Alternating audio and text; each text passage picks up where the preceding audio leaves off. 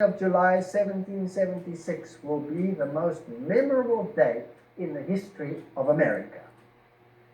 Now, nobody celebrates the 2nd. They all celebrate the 4th. Now, Manly Palmer Hall is a very prominent Masonic historian, and his books are well known in Masonry. And he writes an interesting story, and he states the following, quote, "It was a grave moment, and not a few of those present feared that the lives would be the forfeit of their audacity. In the midst of the debate, a fierce voice rang out. The debaters stopped and turned to look upon the stranger. Who was this man who had suddenly appeared in their midst and transfixed them with his oratory? They had never seen him before. None knew when he had entered, but his tall form and pale face filled them with awe. His voice ringing with holy zeal, the stranger stirred them to their very souls. His closing words rang through the building. God has given America to be free. As the stranger sank into a chair exhausted, a wild enthusiasm burst forth. Name after name was signed on the Declaration of Independence.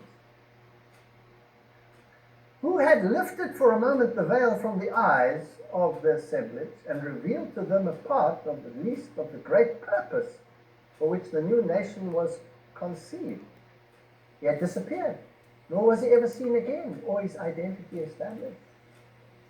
Who was this strange man that oversaw the flag committee, and they chose the flag of a Jesuit-owned company as the new flag of the United States of America, which means that it became part of a Jesuit company. Interesting. And who was this man who appeared? Now, the state of America, the government seat, is in the area called Maryland. Maryland is an interesting name. For example, it's granted in the liturgical calendar of Rome. We recall how the original settlers of Maryland, many of whom were Roman Catholics, set sail from England under the spiritual direction of Jesuit Father Andrew White on November 22, 1633. So a lot of work had been done already. This is more than a century before. The preparation had been made, and they set sail, and they were preparing the ground. So November 27, 1633, Andrew White arrived. November 22 is the feast day of St. Cecilia, the 3rd century Roman martyr and traditional patroness of the musicians, and did her spirit go along. The voyagers reached landfall on March the 25th, which is Annunciation Day. That's the feast where the angel Gabriel appears to Mary and tells her that she will conceive the Messiah, planting the divine seed within a virgin matrix.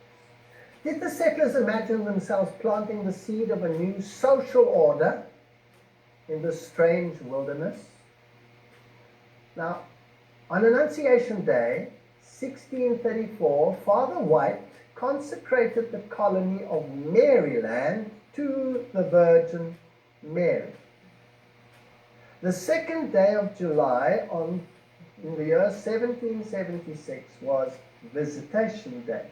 Now, when you look at Medici learning, it is an occult practice where numerology plays an enormous part. And numerology is intertwined in everything that they do. Everything is timed numerologically. Never do they do anything without their calendar according to the liturgy. In the year 1776, it was celebrated on July the 2nd. Is that when they made the decision to become independent. And this is according to the New Catholic Encyclopedia. Now, the land which occupies the seat of the government all belonged to the Jesuits. It was Jesuit land. And they, in inverted commas, donated it to the United States new government. The manor house in which Andrew White took his home, or took his place, was the manor house of Andrew White, known as the White House. Everybody believes today that it's the White House because it's painted white. No, it's not the White House because it's painted white. It is the manor house of Andrew White. And the name Andrew White is, in addition, still important cabal. Because in the Bible, the brother of Peter was named what? Andrew. So there was Peter in Rome and Andrew in the New Colony. And the needle faces directly in the direction of Rome. And it's fascinating when we go